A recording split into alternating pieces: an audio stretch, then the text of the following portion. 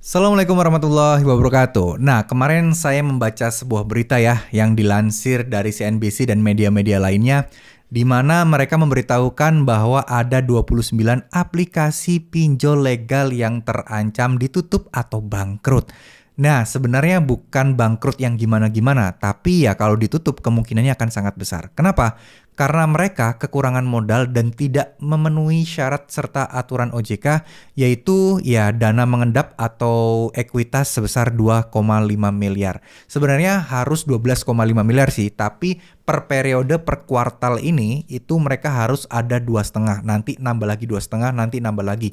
Pokoknya kalau nggak salah itu sekitar 12,5 deh, total itu di akhir tahun atau kapan gitu ya, saya lupa.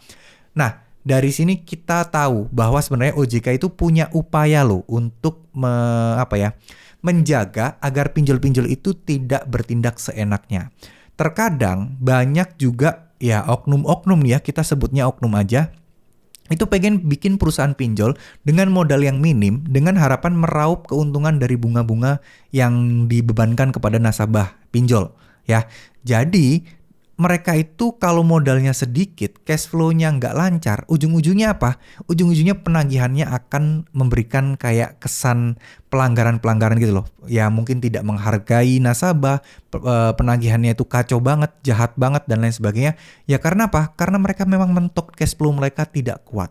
Oleh karena itu, OJK memberikan sebuah aturan baru tahun lalu, yaitu pinjol harus mempunyai modal yang kuat, yaitu minimal harus punya ekuitas sebesar 2,5 miliar itu untuk tahap pertama. Harus terkumpul di periode tanggal berapa.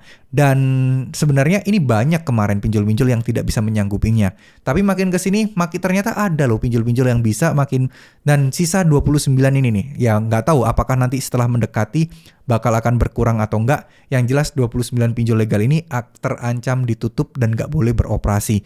Ya artinya ya utang kita bisa jadi otomatis lunas. Mudah-mudahan saja, kita doakan saja. Tapi saya sangat pengen teman-teman itu nggak berharap begitu aja. Tapi ada langkah-langkah atau action yang harus teman-teman lakukan. Yaitu yang pertama, fokus di apa yang teman-teman punya saat ini. Fokus di pekerjaan teman saat ini, fokus nyari kerja sampingan, fokus untuk memperbaiki, dan mulai untuk tidak terlalu memikirkan hutang pinjol lagi.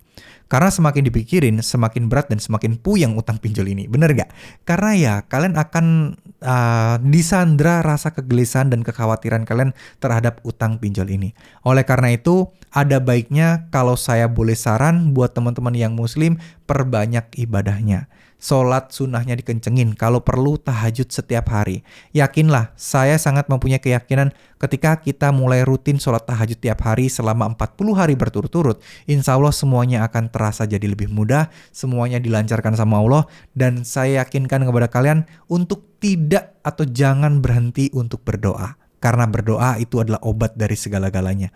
Kalian akan lebih positif, kalian akan lebih tenang, perasaan kalian lebih nyaman, dan saya yakin semuanya bakal akan dipermudah sama Allah Subhanahu wa taala.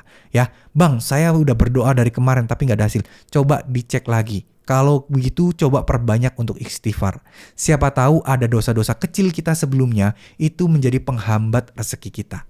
Ya, nggak ada salahnya kok untuk meminta ampun atau bertobat sama Allah Subhanahu wa taala. Karena itu semua benar-benar, ya saya yakinkan kepada kalian benar-benar ngefek sengefek-ngefeknya. Coba lakukan istiqomah dulu. Saya yakin pasti akan ada jalan. Ya, jadi mau pinjol ini bangkrut atau tidak, yang penting kita fokus sama memperbaiki diri dulu, memperbaiki semuanya, dan fokus lebih dekat kepada Allah Subhanahu wa taala. Terima kasih. Saya juga bukan orang suci, saya juga bukan orang yang jago-jago banget soal agama, tapi saya sangat-sangat yakin dengan kita mendekatkan diri sama sama Allah Subhanahu wa taala, itu akan jauh-jauh lebih mudah buat kita.